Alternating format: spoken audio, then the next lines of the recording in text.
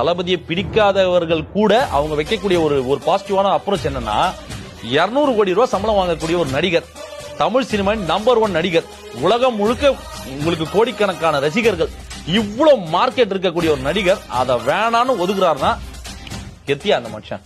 இவர் இறங்குறாருன்னா அந்த தைரியம் இருக்கு பாத்தீங்களா, அந்த கட்ஸ், அதுக்காகவே அவர் ஆதரிக்கலாம். ஏன்னா இது வேணான்னு ஒருத்தர் விட்டுட்டு வராருன்னா அதுக்கு நம்ம எல்லாம் வந்து சத்தியமா என்னெல்லாம் கடை நல்லா முடியாதுங்க.